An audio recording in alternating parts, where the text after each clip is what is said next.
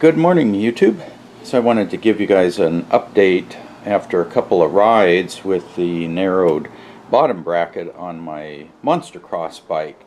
So as I showed you in the previous video, I narrowed the bottom bracket, or closed up the space between the two cranks here 5 millimeters by removing the spacers on that side. So when I built the bike 5 years ago, I'd pulled the two spacers out of the drive side of the bottom bracket, and I had left the one spacer over here plus one of the spacers from this side. So I had two spacers, 5 millimeter total here, nothing over here. So at that time I had shortened the bottom bracket by 2.5 millimeters.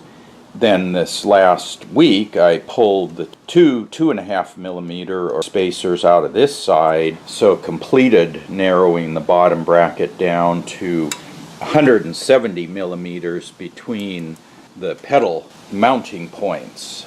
And definite thumbs up. That was a really nice improvement. I kind of kept my expectations low for what I would feel, and it just really feels nice. It's a definite improvement, both narrowing the space between the pedals, and as well now the two pedals are centered under the bike.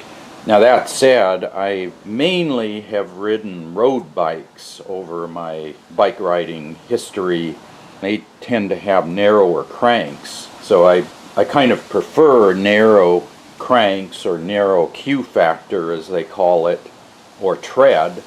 I guess what I'm saying is, if you're used to a narrow crank, narrowing your crank as much as possible is a good thing to do. If you're not a fan of narrow cranks, then you probably wouldn't find it very beneficial. So two things that you need to consider if you're thinking about doing this, and I didn't cover that in the video because I did this change on this side 5 years ago. But the two things you need to consider are, if you have a triple crank like I do, you can see how the inner chain ring is right at the outside of the bottom bracket shell. Normally it's 5 millimeters farther out, almost where the middle chain ring is. Because of that, your front derailleur needs to shift in farther to be able to shift to that inner chain ring.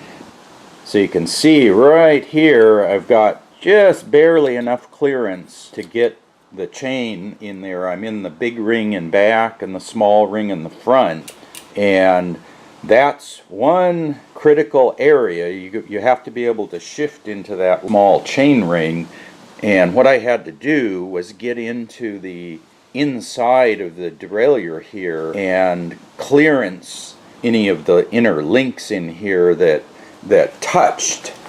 So yeah, what I had to do in here was get inside in this area in the middle here, and I used a little Dremel with a little metal cutting bit to just clearance out some of the casting and machining marks, forging marks, whatever, on the linkages in here, so it would pull in closer.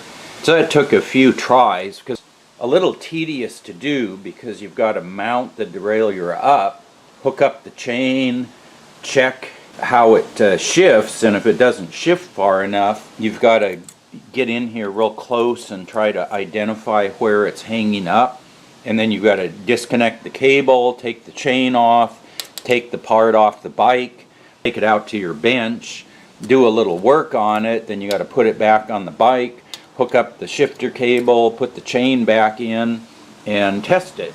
You can't test it unless it's on the bike, but you can't modify it on the bike because you don't have access to the parts. Okay, so one other thing you need to think about is right there, the clearance between the cage and your tire. So I've got a 40 millimeter wide tire. If I went up to a 50 millimeter tire, the tire is going to be 5 millimeters wider on each side, and then also the fat part of the sidewall is going to move out a little bit as well.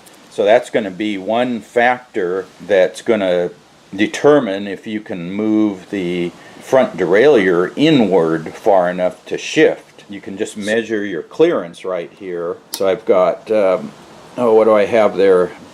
I've got about 3/8. I guess I have about 10 millimeters, so I have a little bit of room to play with, but that's something you can check. If you have a really big, wide rear tire, you may not be able to move that in very far.